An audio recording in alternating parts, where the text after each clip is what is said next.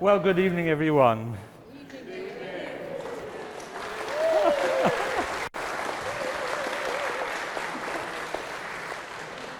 I can't tell you how wonderful this is. It's almost as good as a wedding, I think, isn't it?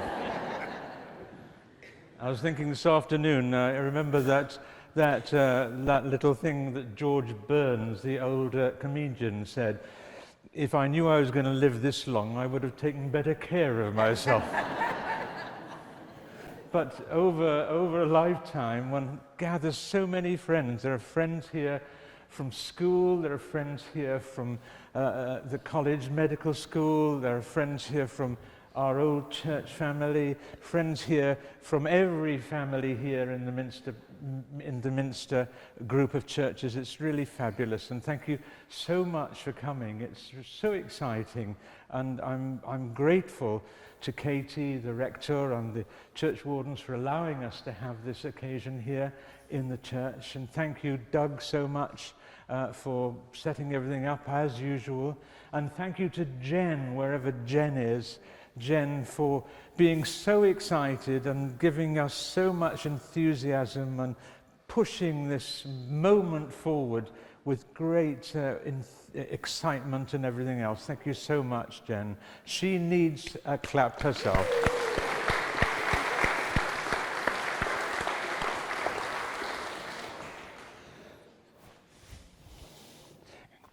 Lizzie and I always knew that being in Bangladesh for a couple of years had the most profound effect on our lives. But we could never remember why, because life goes on. We came back, we got married, we had children, there are mortgages, there are life policies, everything else, and like everything else, so many things get pushed into the background, and you just can't remember why these things have such an impact on your life.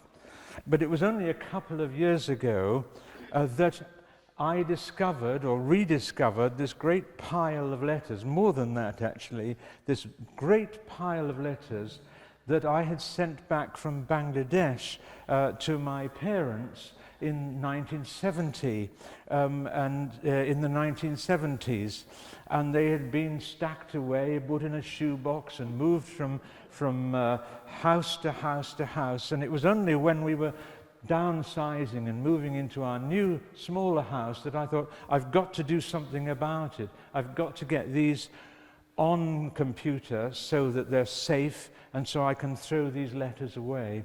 And I started dictating them onto the computer, and as I read them, it all started to come back. All the memories and all the things that went on in those years began to come back, and I became more and more excited about it, and gradually concluded that maybe there's a possibility that there could be a book here somewhere. And that's why this has happened, simply because of this. 2 years ago I would never have thought about it, but now it's wonderful to have something in print that I can share with my friends, so many of my friends, and of course my family.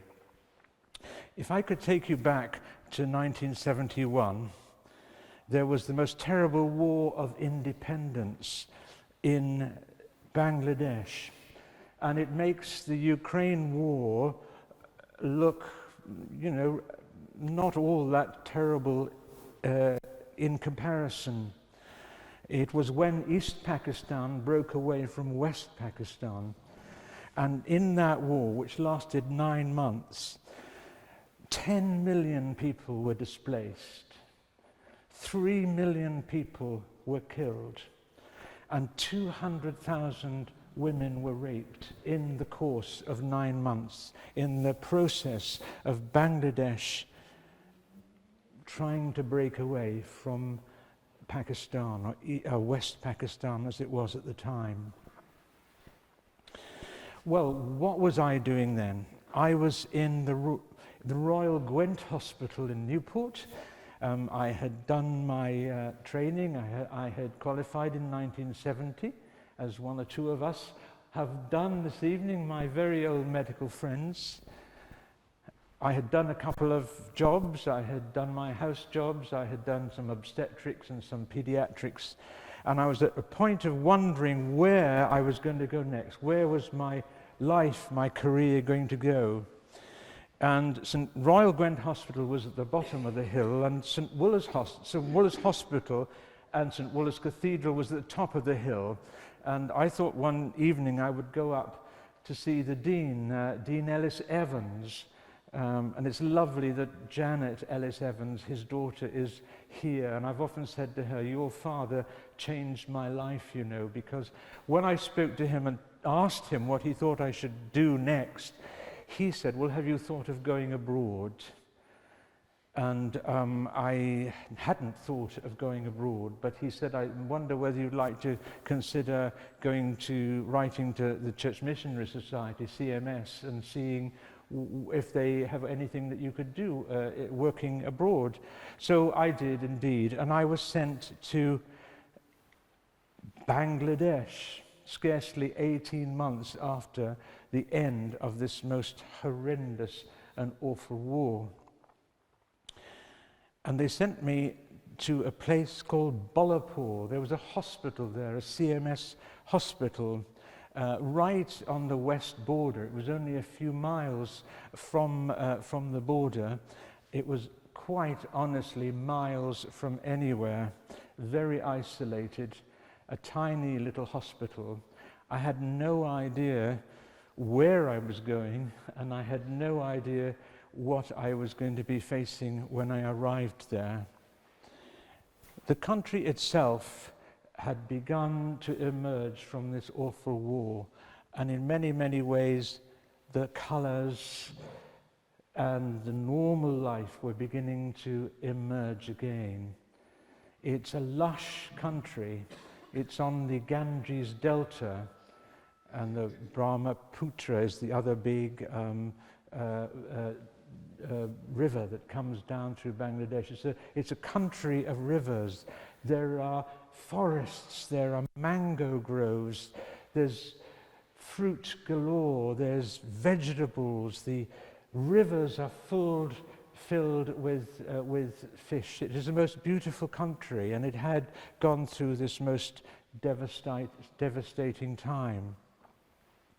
As I was driven up towards the country hospital where I was going, I began to discover just quite how isolated it was going to be, because we left the proper roads and got onto dirt roads and discovered that the hospital was 10 miles from the nearest main road. And this was one of the kind of roads that I was finding ourselves going along on that first journey. Of course, we had to cross a river. There were hundreds of rivers in Bangladesh, but this was the river that we had to cross in Srinagar, not very far away from the hospital. And the only way you could cross rivers over there was on bamboo ferries. It was a bamboo platform strung across two boats, and that was the only way that the Land Rover could get from one side to the other. One began to get used to this because one was going backwards and forwards to our other hospital in Meherpur, which is 10 miles away in the nearest town, quite a lot. But getting on and off that bamboo ferry was quite exciting. Once, I know that it's in the book, once I went a bit too far, went over the end and took the Land Rover into the river. But we were all safe, and we all came back safe and sound. So when I got to Bolapur, I began to realize that this was a very poor place to be. All the houses, the bungalows, that's where the word comes from, the bungalows, the houses were made of mud and cow dung, and they were thatched. And you saw the children collecting cow dung and taking it home again, and there were lots of piles of drying cow dung all over the place, because that was the way that they would mend these houses whenever things went wrong. And the children there were hundreds and hundreds of children. And as you can see, they were very, very poor. They had nothing much. You never saw a child with a shoe on its foot. And they had nothing much than the kind of shorts that you see them wearing there. But in this strange and peculiar situation, there was this odd Gothic church. It looks like a ruin, and it was just about a ruin because it didn't have any windows, it didn't have anything, but it had a roof and it was dry, and there were mats on the floor. There was no furniture or anything like that. And it had been established through the work of German missionaries 100 years beforehand. And although it was looking on its last legs, as you can imagine, it was actually a focus of the whole life of the village. And there were 6 Christian villages in this area. The German missionaries had worked hard to create some kind of Christian witness there in the middle of this isolated area. And on a Sunday, the church would be full. Christmas time, Easter time, each occasion where there was a celebration, hundreds of people would come together, and it was lovely to know that that was in the center of the village. So this was, if you might call, the car park of the hospital. This was the first look that I had of the hospital as we arrived there and as we drove up there. Lots and lots of bullock carts. Bullocks were the plodding, solid, dependable 3 miles an hour, 4 miles an hour pull through all these dusty lanes and through the dusty roads, bringing patients to the hospital who might have been in those bullock carts for hours and hours and hours. We did a survey on the patients that we saw one morning in the men's clinic once, and they came from 37 different villages. 37. There's a huge population in Bangladesh at the time, and we were just a tiny, tiny little spot enabling many of these people to come to see a doctor. And another picture of the compound of the hospital. Lizzie does remind me that cloth on the back of the bullock cart would suggest it was a ladies' day, a ladies' clinic, because they all came in these bullock carts so that nobody could see them as they came through the street, from one village to the other and down the roads and so forth. And on perhaps the first page of the book, I write this, which I think is interesting. I stepped down from the Land Rover and looked around me at the hospital where I was going to work. In the dusty compound were groups of women, children, bullock carts, chickens, and a mangy-looking dog. And I thought, gosh, this is where I'm going to spend the next 2 years working as best I could. Well, the hospital was a 36-bedded hospital, 20 maternity beds, 10 general medicine beds, and everything and anything else that happened to come to the hospital. You'll note that there's no proper windows, there's no glass in the windows. You'll note that underneath the beds here, it looks quite empty, but most of all of the patients would have a shongi, a companion, who would cook for them and help them from day to day. And so underneath the beds would normally be sacks of rice and utensils and bowls and all sorts of things. and then there would be a window outside on the back wall of the hospital, and the other family would come and pass stuff through this window because the patients and the shongis remained in the hospital and nobody was coming or going. So it was really quite interesting. We looked rather carefully at this picture only a day or two ago and discovered that we think about 4 beds up, there's probably one of the nurses sitting on the bed with her feet up one morning. I don't know what she was doing with her feet up. But it wasn't uncommon at all to see the shongis, the companions, in bed with the patients and having a lie down as well. And that indeed was not an unusual sight at all. This is another look at the ward. It looks a little bit more interesting because we've got Russell's traction there. If you fractured your hip or fractured your femur out there, you didn't have pins and plates and everything else. You were put in a Russell traction and would remain there for 12 weeks or so. And they seem to be quite happy to remain there for 12 weeks and did very well indeed. So if you're not keen on having the pins and the plates, you must ask next time whether there's some traction around the place.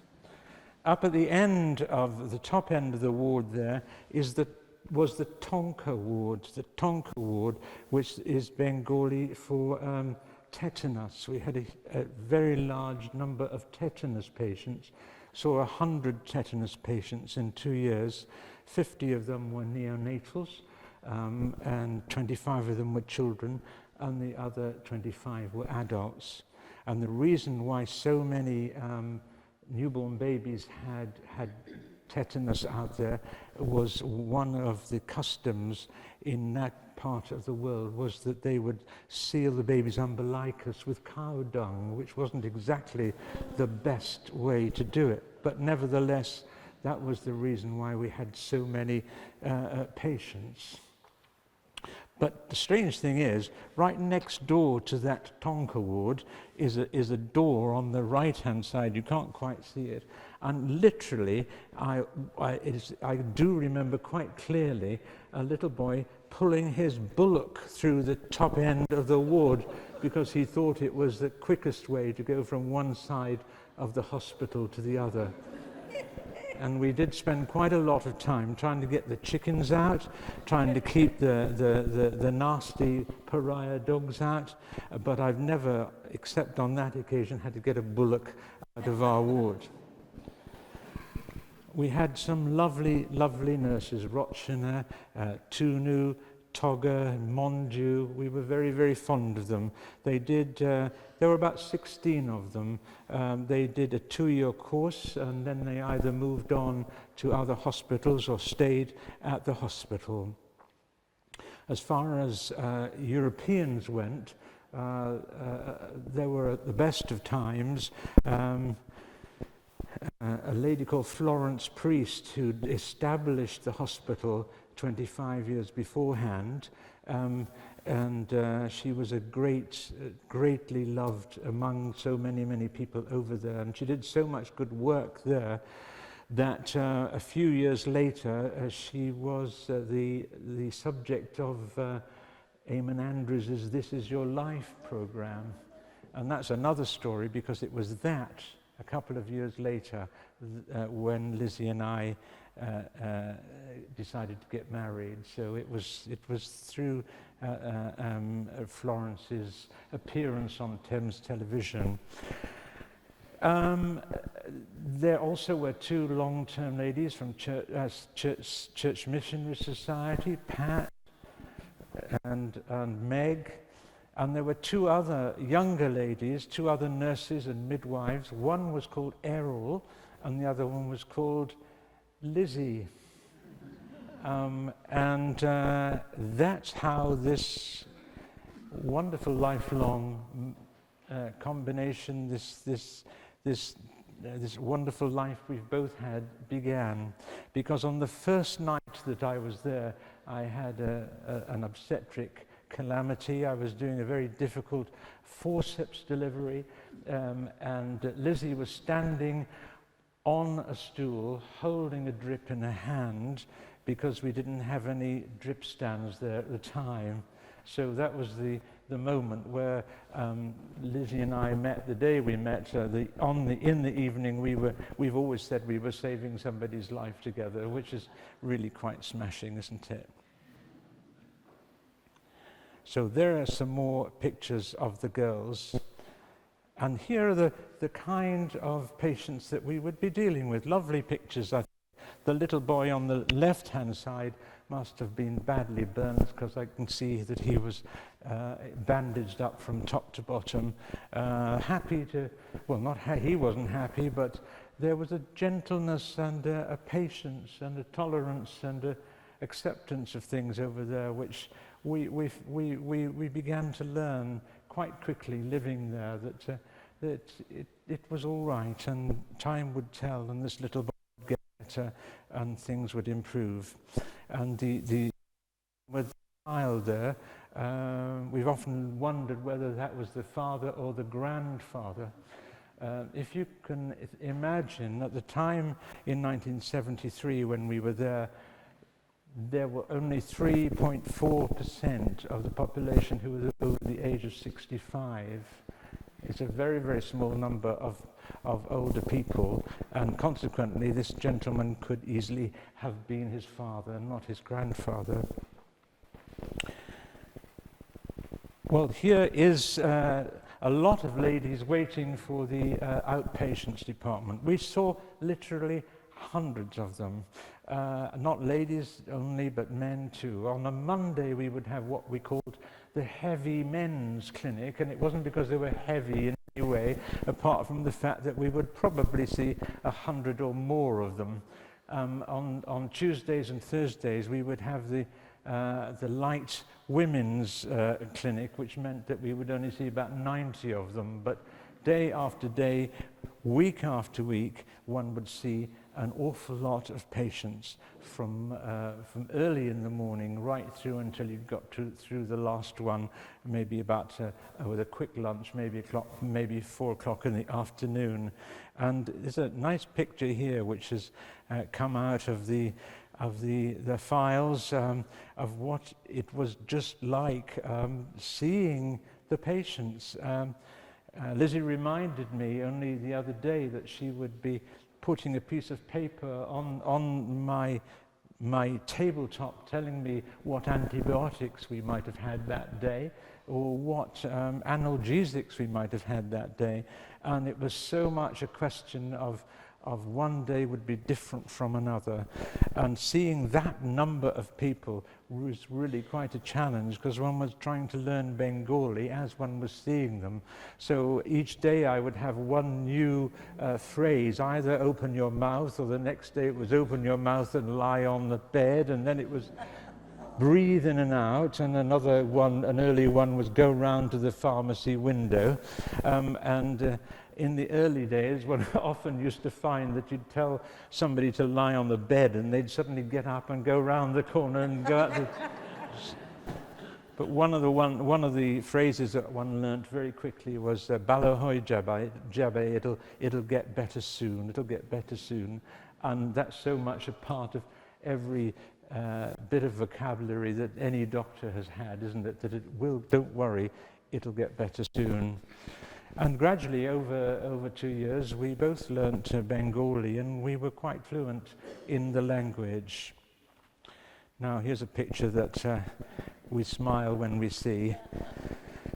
This girl, Lizzie, I was beginning to realize was quite good at practical things. She was always mending everything she could find: stethoscopes, watches, autoclaves.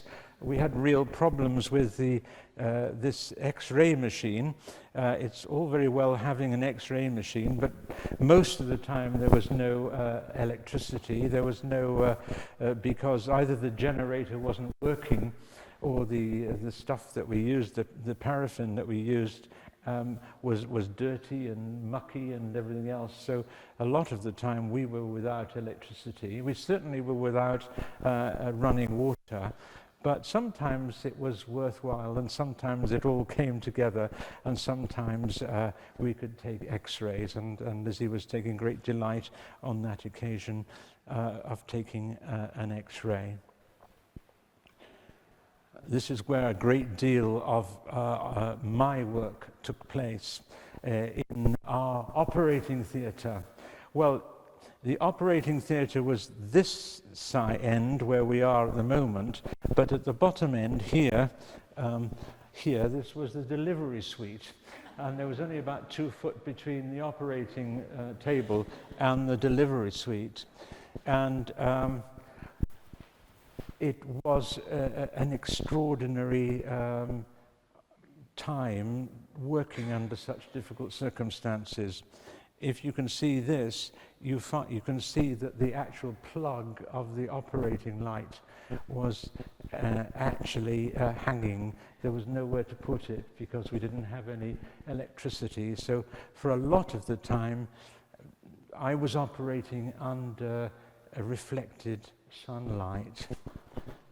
And it's written there in the book, a mirror outside the window reflects the sunlight onto another one suspended above the patient. And that was all very well, but sometimes the operations went on and on and on, and as the sun moved over the sky, the mirrors had to be adjusted, and sometimes we even had to push the operating table with the patient on it further and further up so that we could keep this little focus of light on the patient.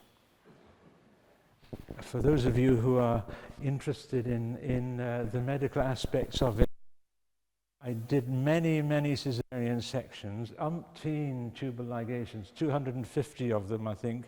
I was finding myself coping with acute abdomens, limb amputations, major limb amputations, complicated deliveries, everything you could possibly think of. And the problem was there was no other doctor who could do the same thing for 60 miles. So for the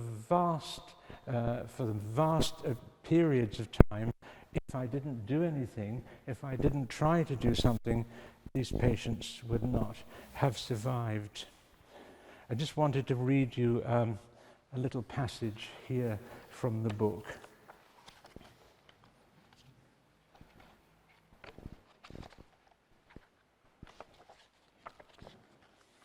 It gives us a sort of feeling of what was going on. 13th of January, every obstetrician's nightmare. I had a stressful time in the operating theatre last Thursday evening. I was performing a caesarean section on a woman who had been obstructed for several days. I delivered a chubby 8-pound baby who proceeded to scream the place down. Then disaster happened. I couldn't stop the bleeding. We have no diathermy here, and the more arteries I tied off, the more she bled. No doubt the reason for this hemorrhaging included her long labor, her poor condition, and my own inexperience. Her blood pressure was dropping, and after 2 hours we were all sick with worry.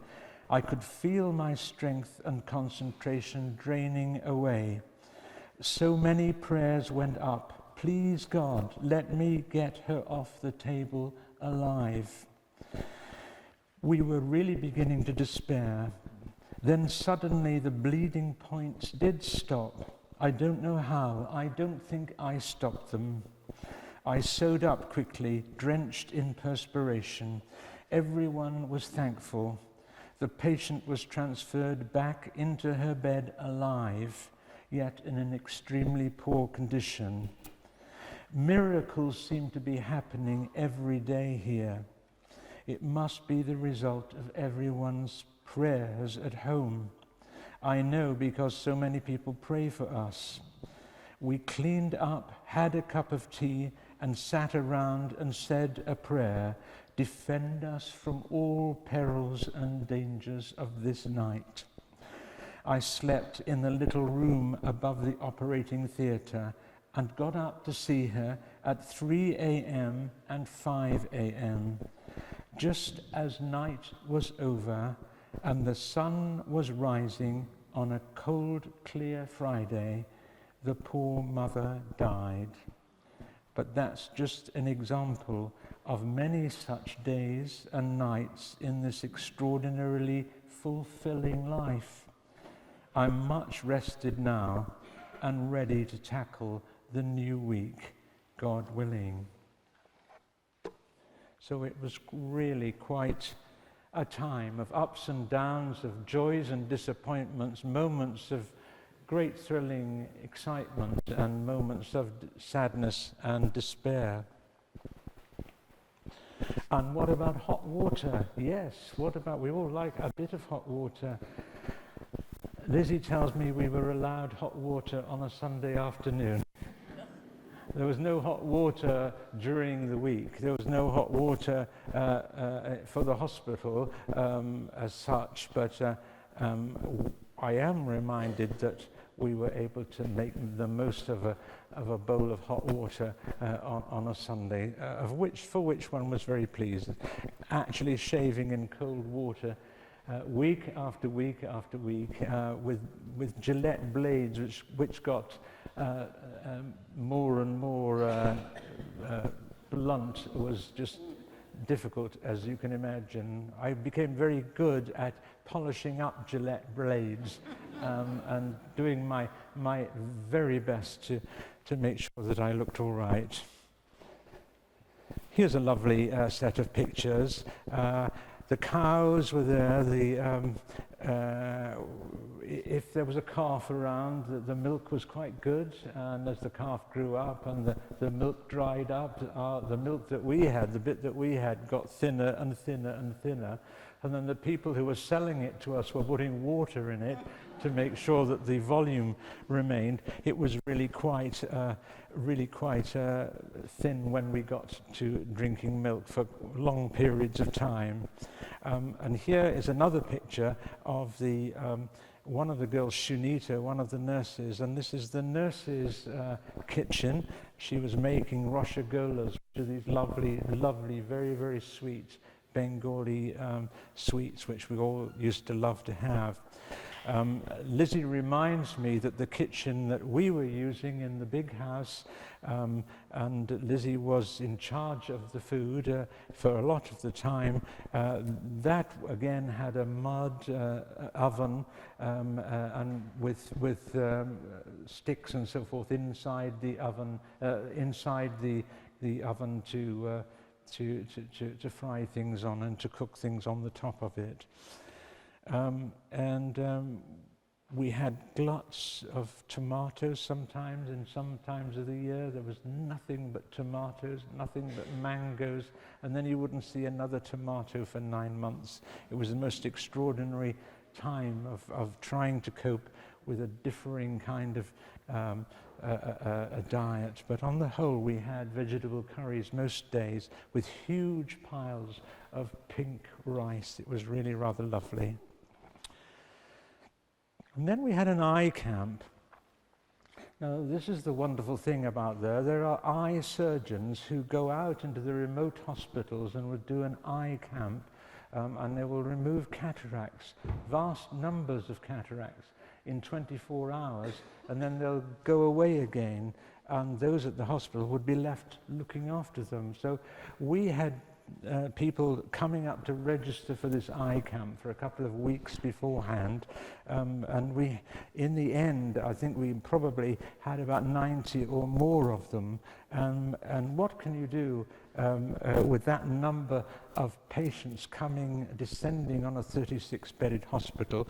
You take all the beds away and get people to lie on the floor, and that's really what happened. We ended up with about 80, 84, 85 patients. Lizzie's pointing to my watch. I'm talking too long. I'm sorry. She's dying to get a word in edgeway. That's what it is. Onto the floor, and what happened was that the surgeons came.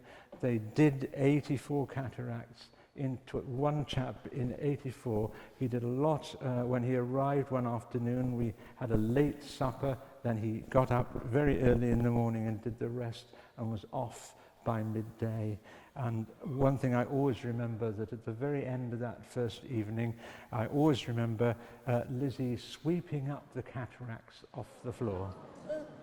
Because they're like tiny little pebbles, and they were swishing around all over the place. So she had a broom and she was sweeping them up. And the great thing is this, out of 84 cataract operations we performed, we had 5 complications, which was quite extraordinary. And that's a picture of us looking after one of the post-cataract patients. I'm speeding up now a little bit.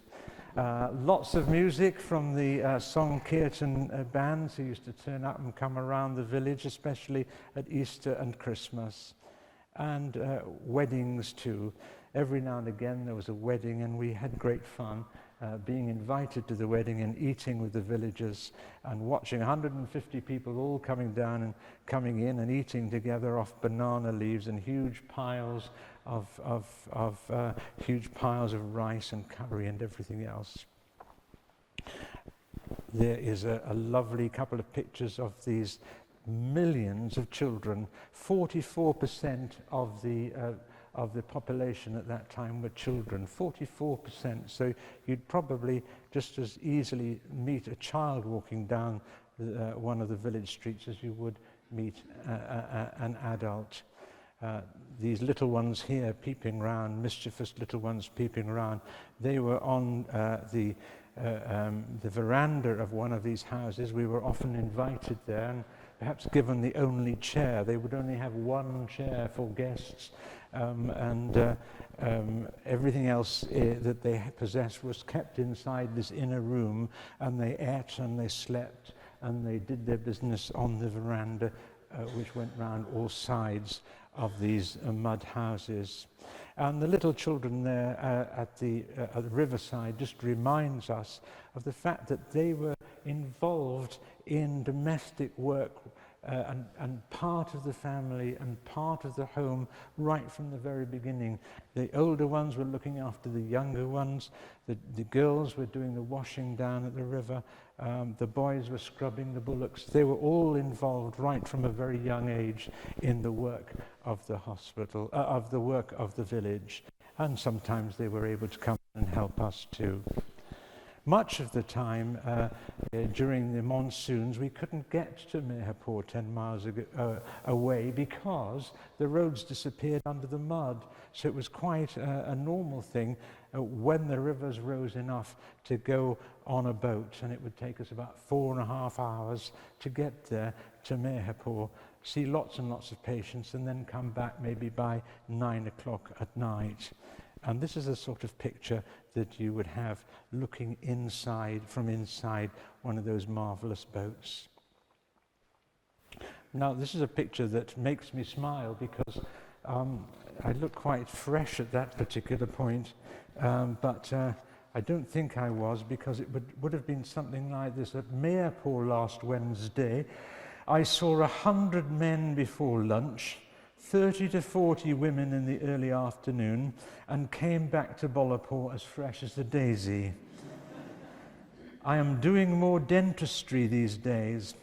I've discovered that one needs quite a lot of strength to extract teeth.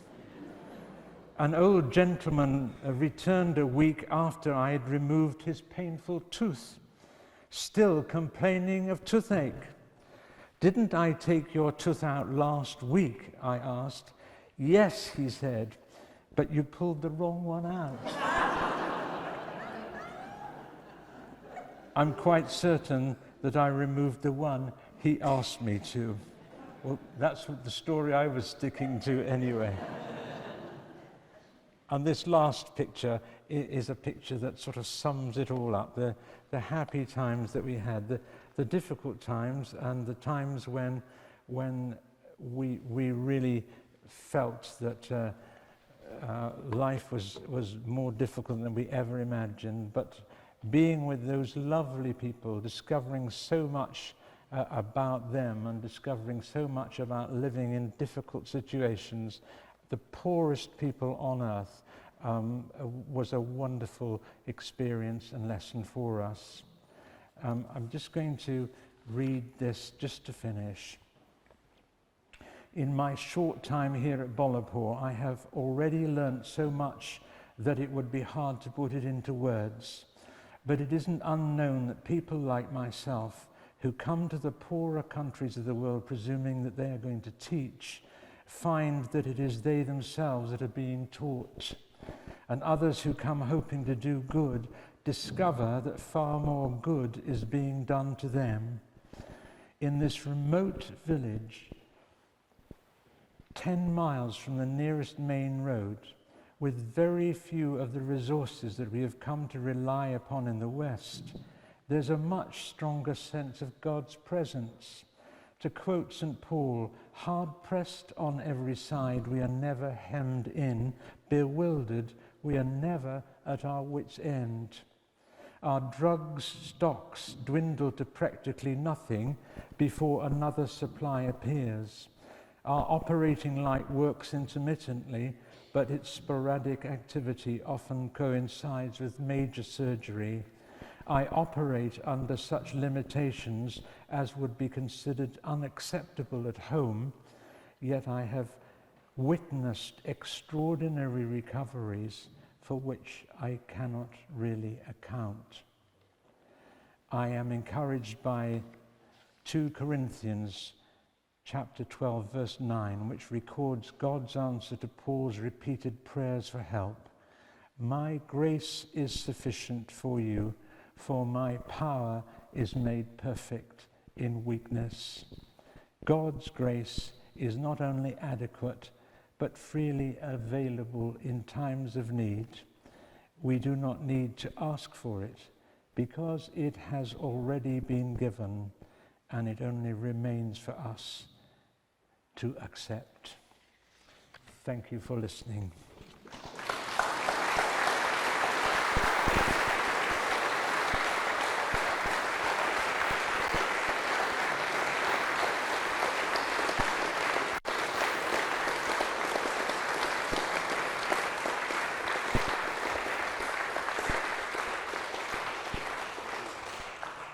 So this is the girl I met in Bangladesh.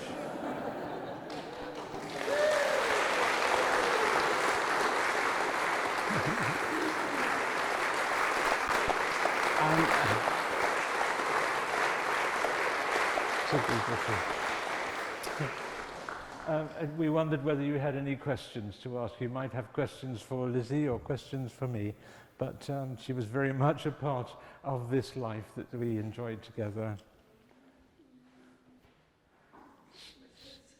Yes. Julian, looking at the pictures, when you think about today's hospitals, and very often there's a concern about people are more concerned, as are the medical staff, about infection. Yes. What was this? I mean, when you look at what you were dealing with, was that a big issue for you there? Little or no post-operative infection. So it says something about what's happened to us and our hospitals and ourselves, isn't it? It's a very good question, but it wasn't a problem. It obviously was a problem sometimes, but it was not a major problem. Yes, yes, sorry. Yes, Dr. Doherty. Thank you very much. Sounds great. Considering you were doing such great work, weren't you tempted to stay on longer? That's a good question again. Lizzie had gone out for a year with VSO and decided to remain for 2 years, didn't you? I knew that if I wanted to stay out there, I'd have to come back and do some more qualifications and some more training. It was a difficult decision. But in the end, I felt that I was being directed to stay here. I had thought a lot about it. Yes, Cliff. Yeah. Could I ask you about the state of mind of some of the people? In East Africa, we found going there year after year, talking to people, even though they were stuck in a very poor situation, because they were Christians, because they believed there was a basic optimism. There was only one way they could go, and that was up. And Yes. if they trusted God, they would go up.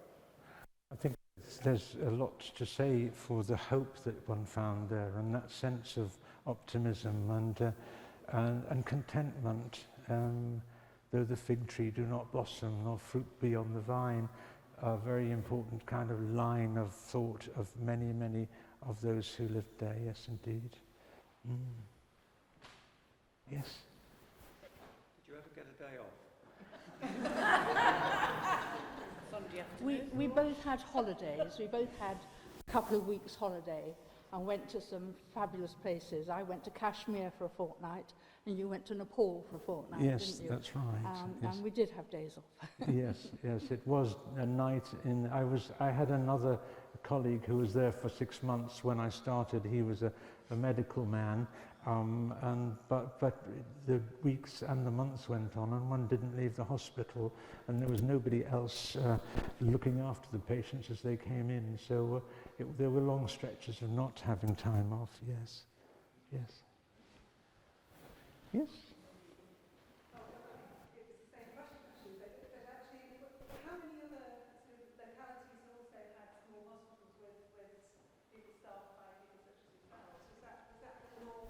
I'm sorry? How many other towns, or was Yes. that a normal way that healthcare was provided? Well,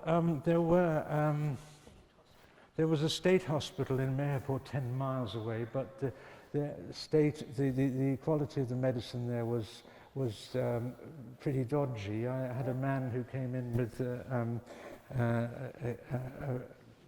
complicated fracture with the bone sticking out, and they'd put a little piece of plaster on top of the bones and sent him home. So one was dealing with difficult patients, not difficult patients, but difficult problems, the nearest equivalent hospital was 60 miles away. Mm. So if we didn't do anything, they would die. This man would have died. Obviously, I've read your book. When I was reading it, the one thing I really wanted to know, and it's not medical, sorry, was at what point, you said there's a love story. There's two love stories in this, because we've got God's love, but we've also got... At what point did you realise there was a spark between the two of you? I didn't notice, to be quite honest. We were very, very busy. I was very, very busy. Night and day, week after week after week. But we got on very well, didn't we, Lizzie? And as you read the book, you'll discover that I do say Lizzie's a very good cook, you know. And she's very practical. And although I've said several times to people, we didn't realize that we were an item. But if you do a word search on the book, I mention her 83 times. Is that all right? Would you like to add to that? No. Okay, well, thank you so much for coming. Oh, somebody else is there. Apart from marriage, what long-term effect has the period in Bangladesh had on your personal life? Long-going effect. On us, both of us. In Bangladesh? No, long-term effect On us? since we've Oh, come back. right. I became a Christian out there. Prior to going out, I wasn't a Christian. And one saw people praying. I was with a group of Christians, prayed for people. And people who shouldn't have got better, got better. And I was very aware of their faith. So that was a very long-term effect on me. Yes, and this understanding, I think, international understanding of a much, much wider world than we could imagine that we live in our little tiny experiences in this country. And I think that makes a huge difference as well, I think. And certainly it set me on to the prospect of being ordained. And again, this was something which moved very, very rapidly as soon as I came home. I went to theological college, and my colleagues who are here put up with me in general practice for 25, 28 years, and it's been wonderful. But it has had a huge effect on the way our lives have moved. And for me, I became very interested in fair trade and gave a lot of time and energy into promoting fair trade. So that because we saw very poor farmers out there who were selling things and not getting a correct price. So that was another effect for me. Lizzie became one of the leading agents in fair trade in the country. So she's done an awful lot of work in that respect. If you would like to purchase a book, oh, thank you. There's a few. Honestly, it really doesn't matter. It was just the great thrill of having this in print, this story in print. It really doesn't matter. But if you'd like to purchase a book, all the books this evening, all the proceeds are going. It's a reduced price tonight. It's just a tenner for a book, and all the money is going to the relief of maternal mortality in the world. We're setting up a little fund, and we're going to direct it as best we can towards doing something and pointing it to various places where some help can be made to reduce the number of maternal deaths in the world. They say that 300,000 women die every year in childbirth in the world at the moment. I don't think that's anything like it. That just doesn't touch the number of women who die. So everything tonight will go in that direction. And then I'll be up there. If some people say they'd like me to put a signature on their book, and I'll be over there. But there's some wine over there, and we've got some Bengali eaties at the back, which are just coming from Church House. You're very welcome to have something before you go. Thank you very much.